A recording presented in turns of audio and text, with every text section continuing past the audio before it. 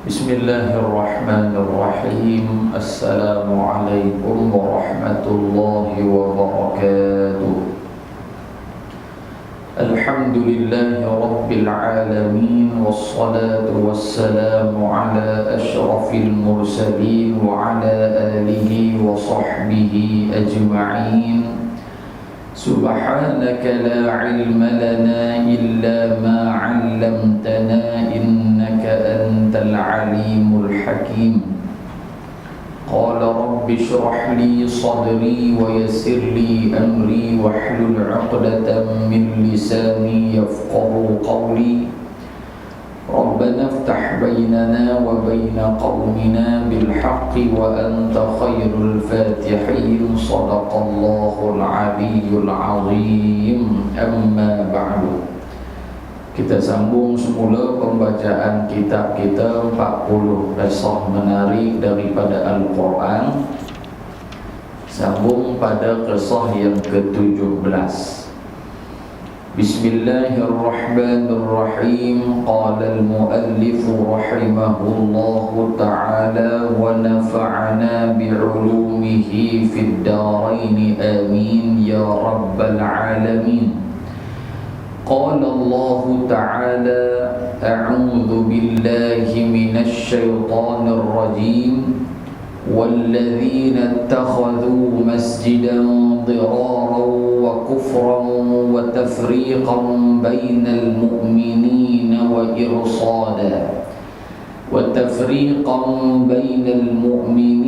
وَإِرْصَادًا لِمَنْ حَارَبَ اللَّهَ وَرَسُولَهُ مِنْ قَبْلُ وَلَيَحْلِفُنَّ إِنْ أَرَدْنَا إِلَّا الْحُسْنَى Wallahu yashhadu innahum lakadzibun. Shadaqallahul azim. Surah Taubah ayat 108.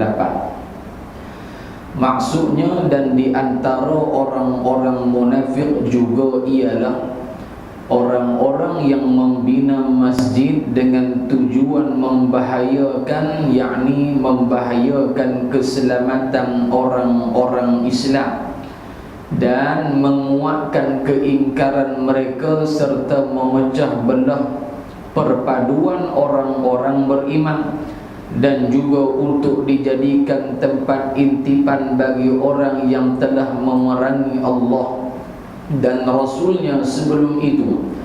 Dan apabila tujuan mereka yang buruk itu ketara, mereka akan bersumpah dengan berkata, tidaklah yang kami kehendaki dengan mendirikan masjid ini melainkan untuk kebaikan semata-mata, padahal Allah menyaksikan bahawa sesungguhnya mereka adalah berdusta.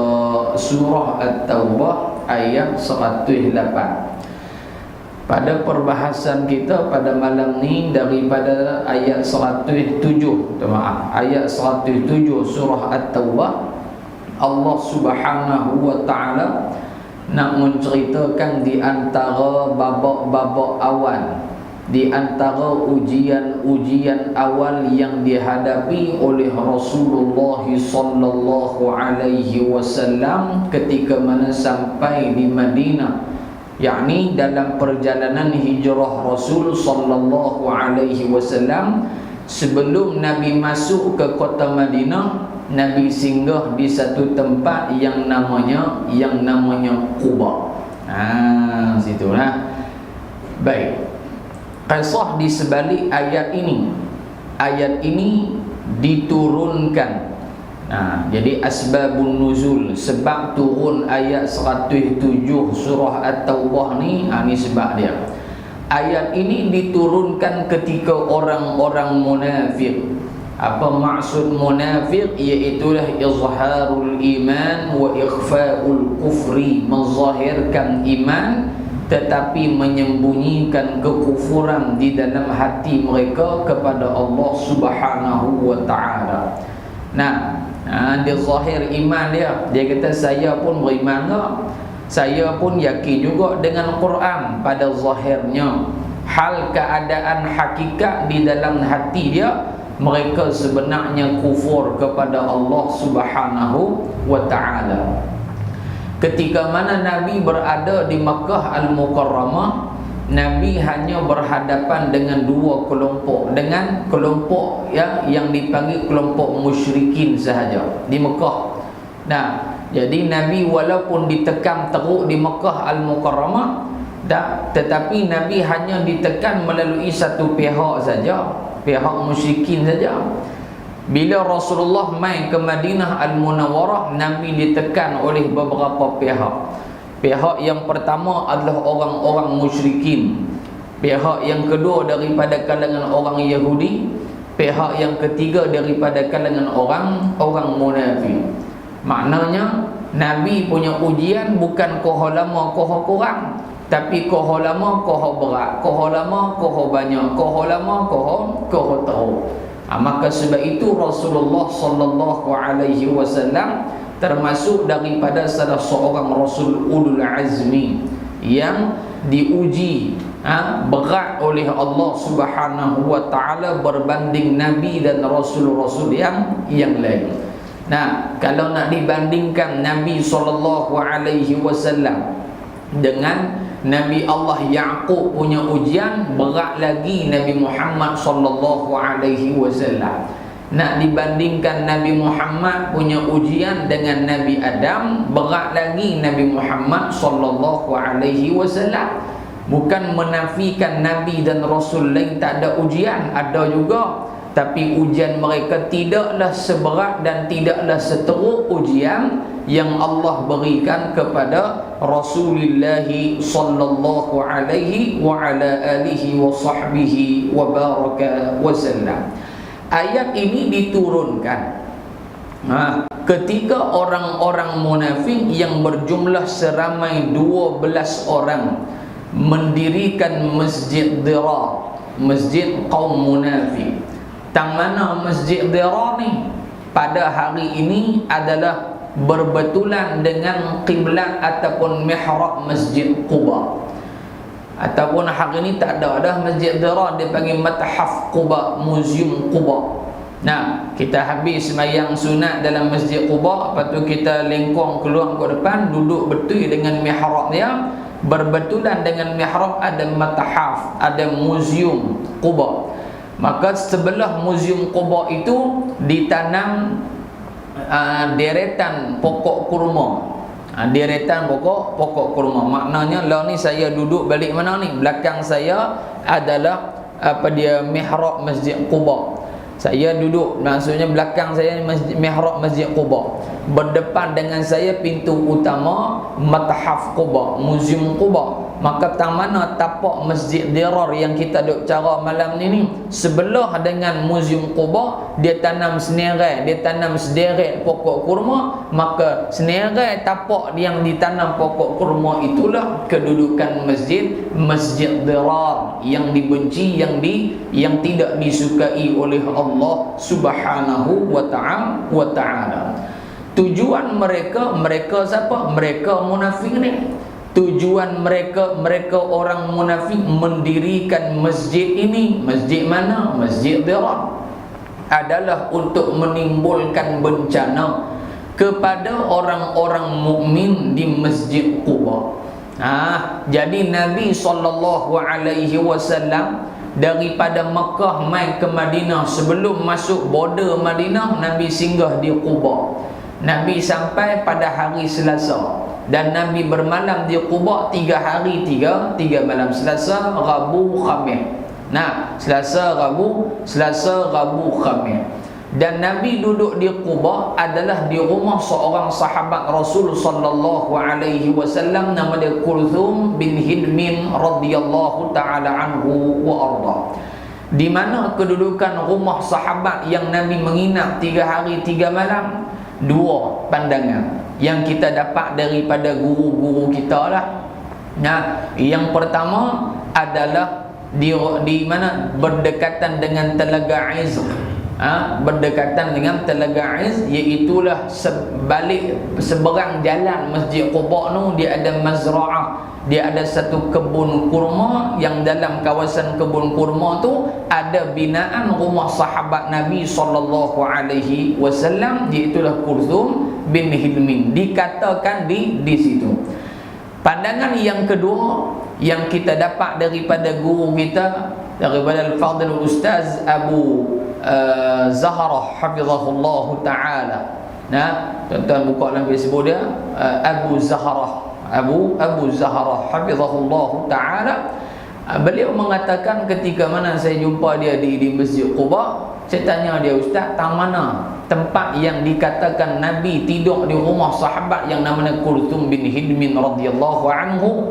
Maka dijawab oleh beliau adalah di mana? Iaitulah di mihrab pada sekarang ini, yakni Masjid Quba tu, mihrab hakla ni itulah tapak rumah Kulthum bin Hidmin radhiyallahu taala anhu wa arda. Jadi hak pandangan pertama ni yang kata di Telaga Iz itu saya dapat daripada guru kita almarhum Ustaz Yusuf Awang rahmatullahi alaih.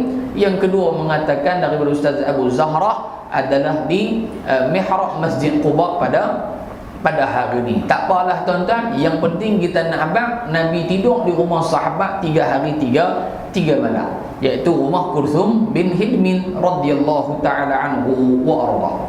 Yang kedua, ketika mana di Quba ada satu telaga yang kita sebut tadi, Telaga Iz.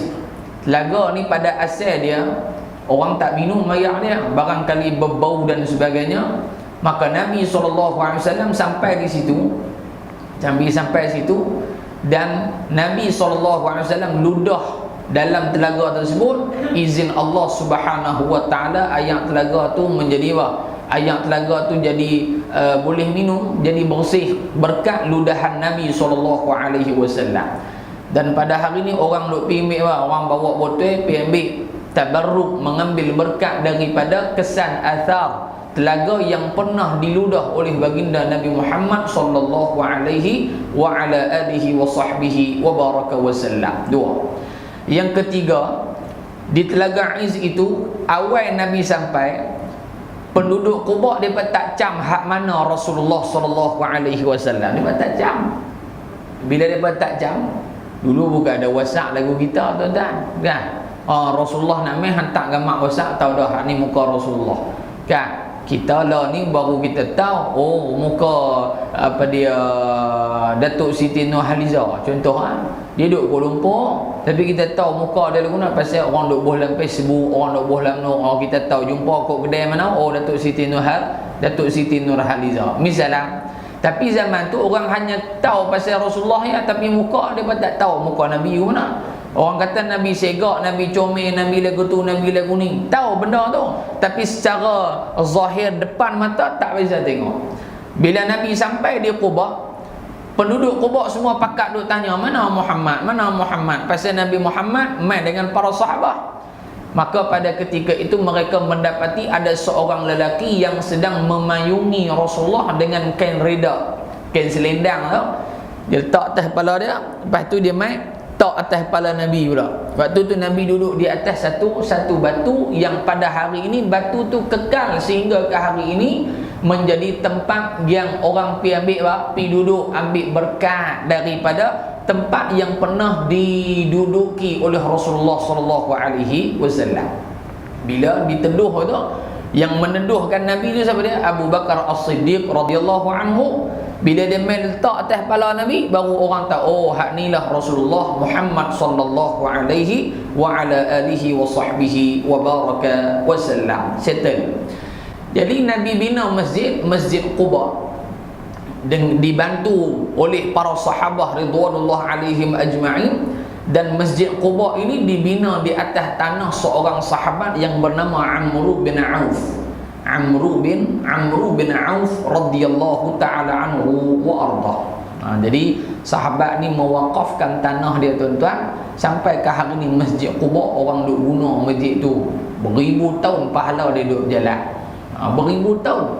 Tiap-tiap hari orang ada, bukan takat Malaysia. Sehari satu dunia orang main sembahyang. Tang mana saja kawasan Masjid Quba, maka di situlah pahala Amr bin Auf radhiyallahu taala anhu wa arda. Jadi dia nak ajak apa kita tuan-tuan, barangkali tempat yang kita wakaf pada hari masa kita hidup, kita nampak macam tak ada orang guna pun. Tetapi pada masa yang akan datang, kebarangkalian kemungkinan yang besar, tempat yang kita wakaf, tanah yang kita wakaf itu menjadi lubuk pahala yang berpanjangan kepada kita. Ini yang sahabat buat. Bahkan tanah tapak Masjid Nabawi itu pun tuan-tuan adalah tanah Nabi Muhammad SAW. Nabi beli daripada dua orang anak yatim, Nabi wakaf tanah tu. Tuan-tuan bayang, Nabi tak ada dosa pun Nabi wakaf. Pasal apa? Nabi nak tunjuk kat kita bahawasanya aku tak ada dosa pun aku membuat persiapan untuk bertemu dengan Allah Subhanahu wa ta'ala. Berjuta sekali orang sembahyang. Nah, berjuta-juta orang sembahyang di Masjid Nabawi semenjak daripada awal dibina sehinggalah ke hari kiamat. Masjid Nabawi orang pi baca Quran, orang sembahyang tahiyatul masjid, orang sunat taubat, orang mayang tarawih, segala maknika ada. Semua amalan-amalan salih itu sampai ke dalam lubuk ataupun bank amalan Nabi Muhammad sallallahu alaihi wasallam.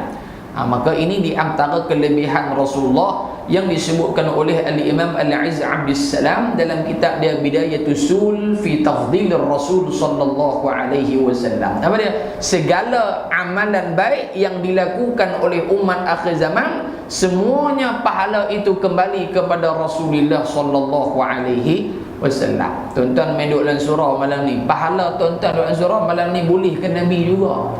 Pasal apa? Pasal yang ajak kita main duduk dalam surau, yang ajak kita main duduk dalam balih ilmu, tidak lain dan tak bukan adalah Nabi Muhammad sallallahu alaihi wasallam. Allah banyak pahala Rasulullah. Baik. Mereka mendirikan masjid itu berdasarkan perintah daripada Abu Amir Ar-Rahib. Abu Amir seorang rahib. Rahib ni dia tuan-tuan ahli ibadah. Dia bukan ahli ilmu, dia hanya ahli ibadah. Nah, jadi ahli ibadah dengan ahlul ilmi, yang mana lebih afdal? Ahlul ilmi, ahli ilmu lebih baik berbanding daripada ahli ibadah. Kerana ahli ibadah belum tentu berilmu. Tetapi kalau orang berilmu, bila dia beribadah, sudah semestinya dia ahli ibadah yang berilmu. Sebab itu Nabi sebut akhir zaman ramai umat aku ubadun juhalun. Ramai daripada umat aku yang beribadah kepada Allah, hal keadaan yang sama dalam dia beribadah, dia juga adalah orang yang beribadah dalam keadaan juhalun, orang yang jahil, dan ibadah orang yang jahil tak diterima oleh Allah Subhanahu wa ta'ala. Itu bahaya tu kan. Jadi kita main mengaji, walaupun benda tu kita tahu dah, tapi diulang. Kata Al-Imam Al-Ghazali, ilmu yang kita pernah mengaji betul ulang balik, dia dikira zikir di sisi Allah, dapat pahala kan, dapat pahala. Tak semesti kita mengaji bab sembahyang, kitab Munyatul Musalli, kalau 3 orang ustaz mengajar, 3 cabang, 3 cara diulang. Ustaz ni dia ngajak cara dia, ustaz ni mengajak cara dia, ustaz ni mengajak cara dia, dan 3 orang ustaz tu dia akan ada kelainan pada isi dia. Barangkali ustaz ni tak sebut, tapi ustaz nombor 2 sebut. Barangkali had nombor 2 tak sebut, had nombor 3 ustaz tu sebut. Maka lebih ramai guru itu terlebih baik walaupun mengaji satu kitab. Kita mengaji kitab Munyatul Musalli, pergi ngaji kat ustaz ni ngaji pondok, dia ulas cara pondok. Ustaz ni pula dia tak ngaji pondok, tapi dia tahu bab hukum hakam, dia mengaji bab apa? Dia mengaji fiqh yang moden, kitab-kitab moden, dia baca kitab-kitab turas. Barangkali di dalam kitab turas tidak menceritakan sepanjang lebar yang ada di dalam kitab Arab. Maka dia ambil hak kitab Arab, dia gui dengan hak kitab turas, maka bercambah dan lebih mendalam perbahasan ilmu kita dalam masalah sembahyang, dalam masalah qamat, dalam masalah azan, dalam masalah mayang Jumaat, dalam masalah tayammum, dalam masalah wudu dan sebagainya. Kerana apa? Banyak guru. Okey, baik. Jadi siapa Abu Amir ni tuan-tuan? Siapa Abu Amir ni? Abu Amir ni pada zaman jahiliyah dia ni adalah orang Nasrani, dan kemudian dia mempelajari ilmu daripada kalangan ahlul kitab. Maka dia ni antara orang yang mengaji lah, bukan orang-orang cikaru cikai ni, orang hak mengaji juga. Baik. Dan dia ni Abu Amir Ar-Rahib, dia daripada kabilah Khazraj, orang Khazraj. Dia bukan Aus, tapi dia daripada orang Khazraj, orang asal Madinah Al-Munawwarah. Yang ketiga, Abu Amir adalah disebut dalam kitab ni, orang bina Masjid Dirar atas arahan Abu Amir, menunjukkan bahawa saja Abu Amir ini adalah orang yang disanjung tinggi dalam kalangan masyarakat di Madinah Al-Munawwarah. Maknanya barangkali dia ni, kita kata ketua kampung ke, dia ni ketua cawangan ke, dia ni ketua, kira ada jawatan dalam masyarakat di Madinah, maka apa saja dia bercakap, maka orang akan ikut. Ni Abu Amir Ar-Rahib yang ditugaskan, yang mengeluarkan perintah supaya penduduk Madinah membina Masjid Dirar bersebelahan dengan Masjid Quba yang dibina oleh baginda Nabi Muhammad sallallahu alaihi wa ala alihi wa sahbihi wa baraka wa sallam. 3. Yang keempat, Abu Amir ni apabila Nabi menghijrah ke Madinah Al-Munawwarah, Nabi menghijrah ke Madinah Al-Munawwarah, maka Allah Subhanahu wa taala memberikan berita gembira kepada Rasulullah sallallahu alaihi wasallam dengan berjayanya, menangnya Islam dalam perang Badar. Perang Badar berlaku pada tahun kedua Hijrah. Dia ada perang Badar Sughra dan Badar Kubra. Jadi 17 Ramadan adalah detik bersejarah bagi umat Islam dan juga Rasulullah menang dalam peperangan Badar. Cerita panjanglah perang Badar, perjalanan Nabi pergi Badar, apa semua tu. Tu kita tak sebutlah sini. Kita sebut secara lalu gitu saja. Jadi menang dalam perang Badar. Waktu tu bilangan tentera Islam tak ramai. Dan tujuan Nabi pergi ke Badar bukan Nabi nak pergi perang. Nabi hanya nak mendapatkan apa yang sepatutnya yang perlu didapatkan oleh orang Islam pada ketika tu. Tiba-tiba diisytiharkan perang, maka berlakulah peperangan di antara tentera Islam dan juga orang musyrik pada ketika tu. Sahabat Nabi SAW, kalau tak silap Abdul Rahman bin Auf radhiyallahu anhu, dia kata ketika mana kami ni mendengar musyrikin melancarkan serangan ke atas kami, pada ketika tu timbul rasa gemetar, rasa takut dalam diri kami. Pasal apa takut tuan-tuan? Pasal mereka pergi tu bukan nak perang.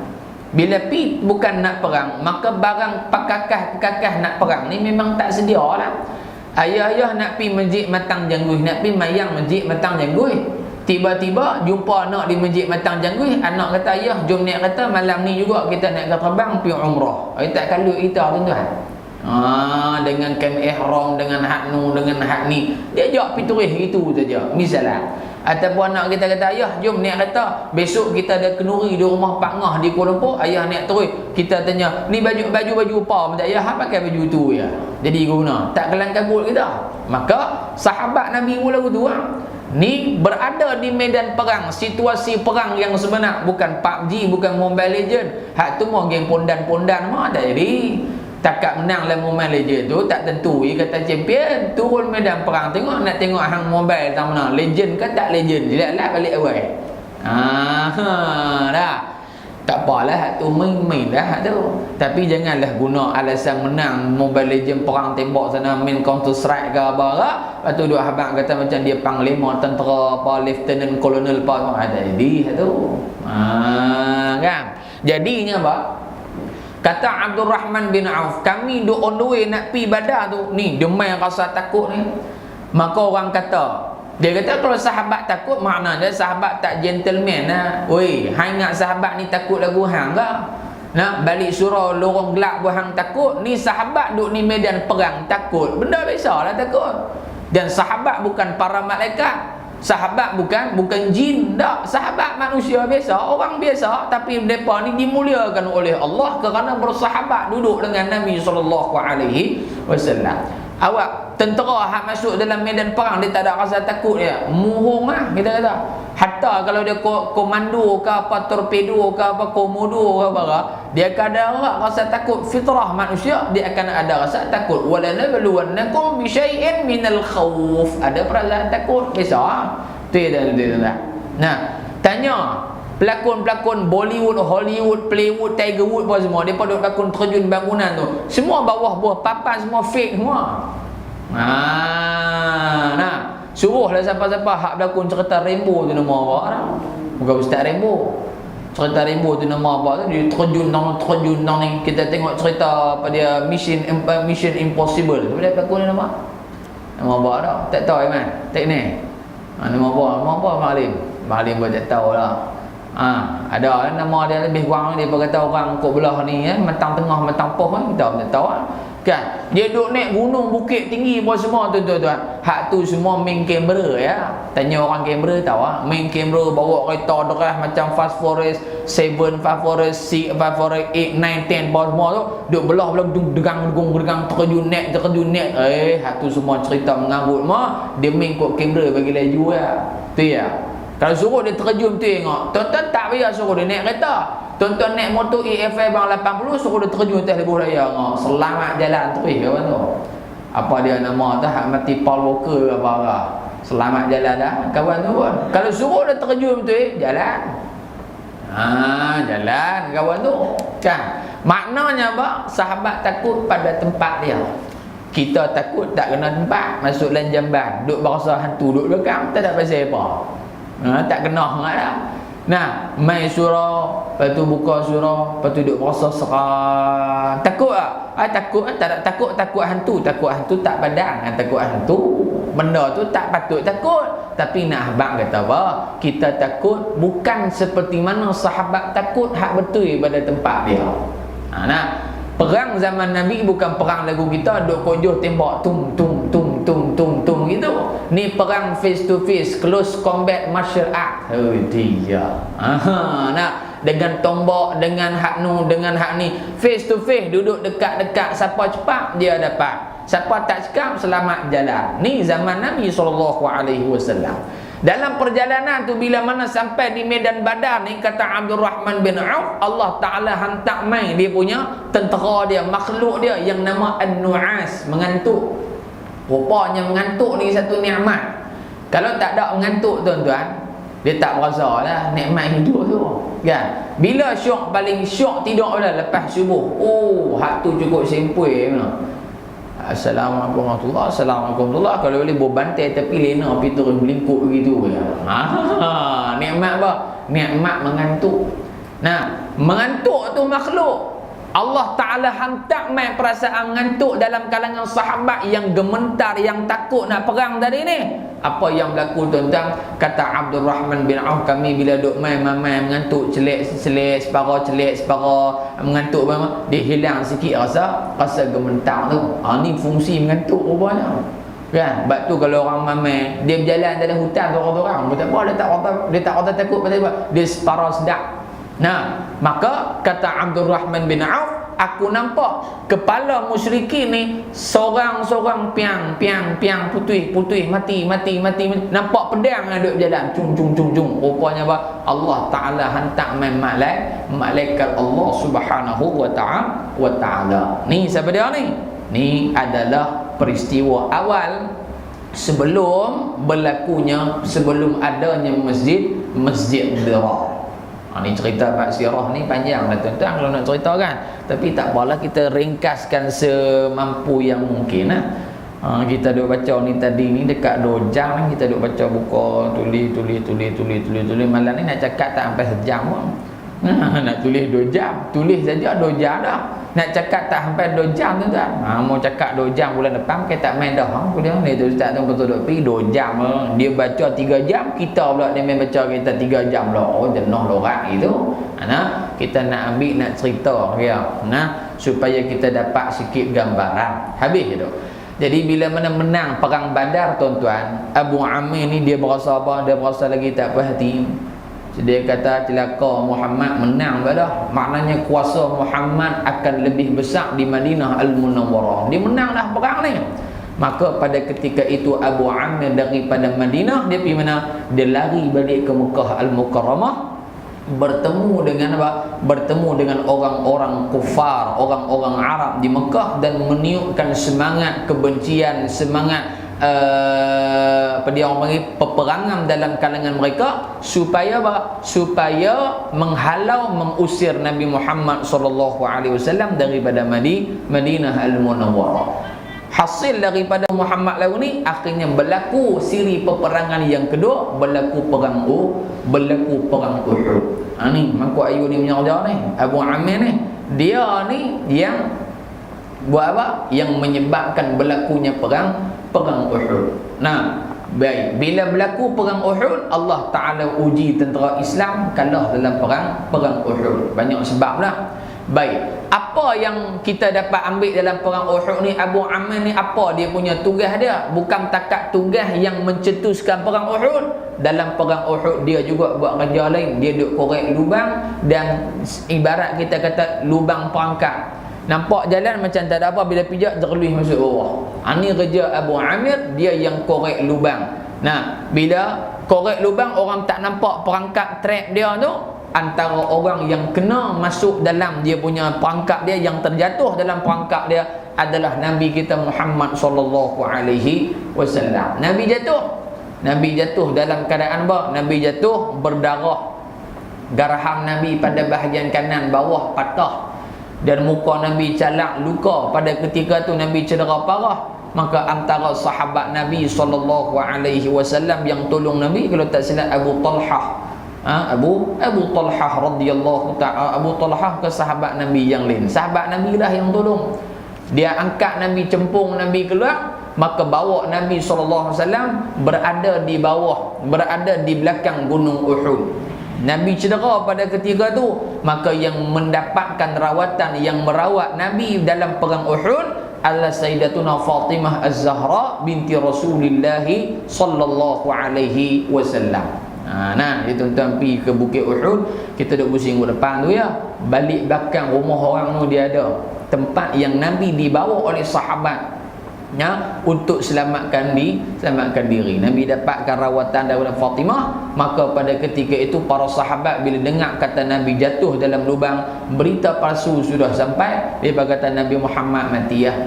Nabi mati ya, Nabi jatuh dalam lubang, Nabi mati ya. Sebab tak nampak dah di medan perang ni, Nabi tak nampak terus dah. Sebab apa? Tak nampak ni sahabat buat pelari selamat Nabi ni. Pasal Nabi cedera parah. Pada ketika itu sahabat Rasulullah sallallahu alaihi wasallam, Sayyidina Umar bin Al-Khattab radhiyallahu anhu, dia nak khabarkan kepada sahabat yang sedang sahabat yang sedang kecewa di medan perang. Nabi dah mati dah, putus harapan depa, tak ada Nabi dan sebagainya. Umar Al-Khattab bawa Nabi naik di satu bukit. Nabi naik di situ, maka sahabat yang duduk di atas bukit keluar ni, Rasulullah masih hidup, Rasulullah masih hidup, Rasulullah masih hidup. Maka pada ketika itu timbul balik semangat para sahabat untuk mengalahkan tentera musyrikin di dalam peperangan Uhud. Maka dalam gua yang Nabi naik di atas dengan Sayyidina Umar tu tuan-tuan, dikatakan mengikut yang disebutkan oleh para ulama, darah Nabi menitik dalam tu. Dan bila darah Nabi menitik dalam tu, menyebabkan bau wangi dalam lubang gua tersebut adalah disebabkan kesan daripada titisan darah Rasul sallallahu alaihi wasallam. Pada hari ni kerajaan Saudi dia tutup dah lubang tu. Kita kalau naik pun dia bubuh palang dengan simen, tak boleh masuk lah. Kerja dia kata bid'ah. Ni semua benda sesat, merepek, merapu segala macam lah. Cuma kalau kita duduk di bawah, kita akan nampak kesan yang telah ditutup, dipabuh dengan simen tu. Maka di situlah tempat Nabi SAW diselamatkan oleh para sahabat ridwanullah alaihim ajma'in. Muslimin yang dirahmati oleh Allah Subhanahu wa ta'ala. Ibnu Murdawayh telah meriwayatkan sebuah hadis melalui Ibnu Ishaq yang telah mengatakan bahawa Ibnu Syihab Az-Zuhri, Ibnu Syihab Az-Zuhri ini ulama hadis.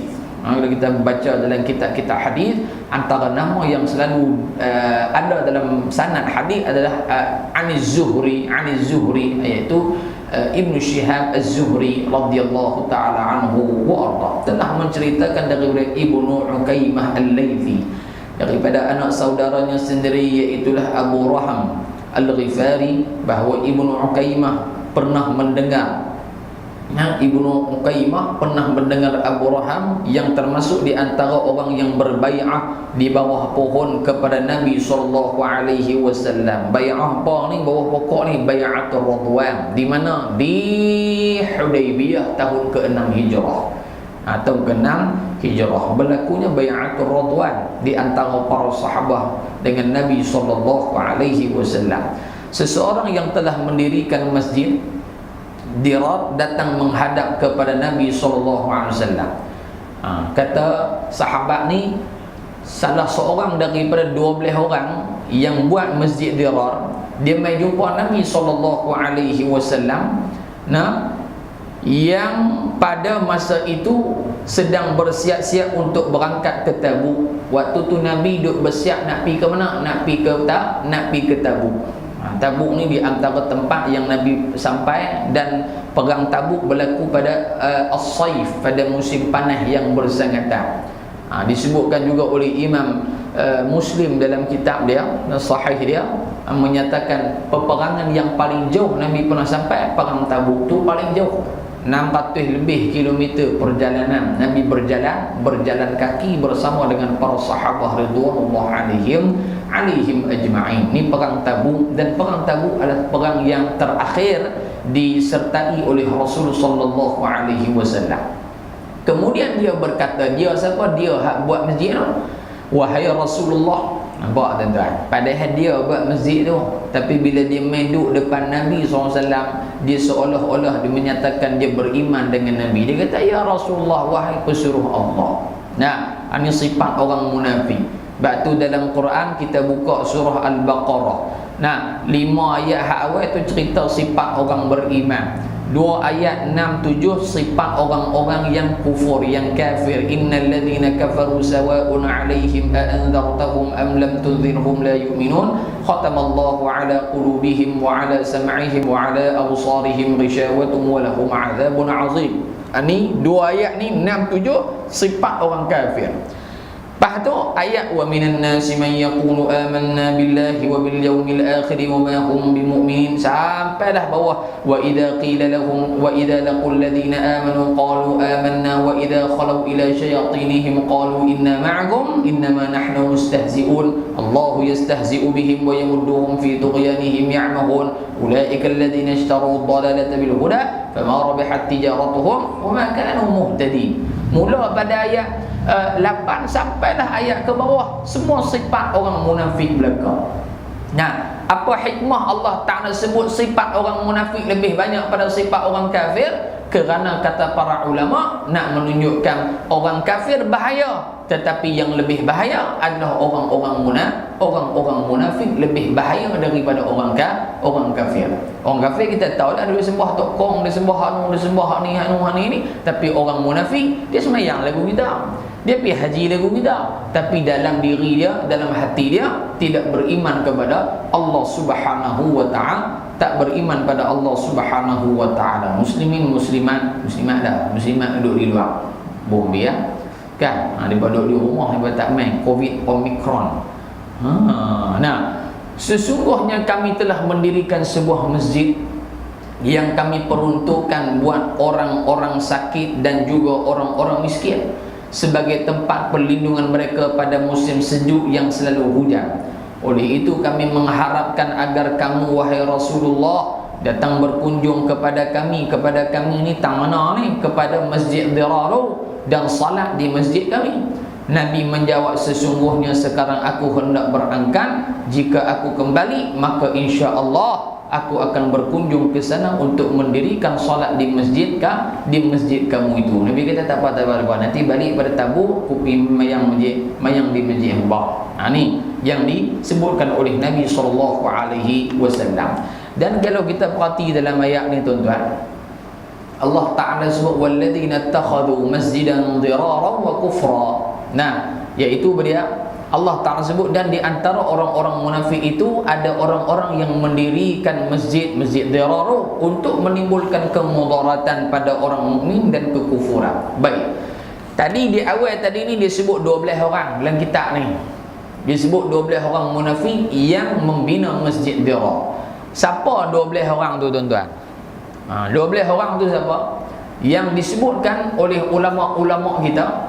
Nah, yang disebutkan antaranya yang disebutkan oleh Al-Imam Ibnu Katsir dalam tafsir Quran Al-Azim, dalam menafsirkan ayat walladzina ittakhadhu masjidan dirara wa kufran wa tafriqan bainal mu'minin. Ada 12 orang. Yang pertama nama dia Khadam bin Khalid. Khadam bin Khalid ini tapak Masjid Dirar tu tanah dia. Kira ni kepala masa punya orang ni. Nah, sampai tanah dia pergi gadai, golok gadai, dan semata-mata nak membina Masjid Dirar, nak memecah belahkan kesetiaan para sahabat orang Madinah kepada Nabi SAW. Nama dia Khadam bin Khalid. Yang kedua nama dia Tha'labah bin Hatib. Tha'labah bin Hatib. Yang ketiga Mu'tab bin Qushair. Mu'tab bin Qushair. Yang keempat Abu Habibah bin Az'ar. Abu Habibah bin Az'ar. Yang kelima Ubad bin Hanif. Yang keenam Jariyah bin Amir. Yang ketujuh Majma' bin Jariyah. Yang ke-8 Zaid bin Jariyah. Yang ke-9 Nabtal al-Harith. Yang ke-10 Bijad bin Uthman. Yang ke-11 Wadi'ah bin Thabit. Yang ke-12 Bakhraj. Ni 12 orang yang Allah Ta'ala nyatakan walladzina ittakhadhu masjidan diraran wa kufran wa tafriqan bainal mu'minin wa irsala. Ini 12 orang ni. Tuan-tuan hafal bulan depan kita buat periksa. Siapa lulus boleh keluar surau. Siapa tak lulus kena tidur dalam surau. Kita tak main dah bulan depan kita. Okey, dapat situ. Habis. Sikit tuan-tuan. Kemudian sewaktu Nabi sallallahu alaihi wasallam pulang dari medan Tabuk, Nabi habis balik pada perang Tabuk dah, baginda berhenti untuk beristirahat di Zi'awan, iaitu sebuah perkampungan yang jauhnya sejam dari kota Madinah Al-Munawwarah. Maka pada masa itu, pada masa mana? Pada masa Rasulullah beristirahat, turunlah firman Allah yang tersebut di atas. Turun mana tu? Turun ayat tu nak tu 177 surah At-Taubah tu. Seterusnya Rasulullah memanggil Malik ibnu Dakhshan dan Mi'an. Nah, Mi'an boleh, Ma'an boleh, ibnu Adi atau saudaranya Asim ibnu Ali. Lalu baginda bersabda, Nabi kata apa? Pergilah kamu berdua.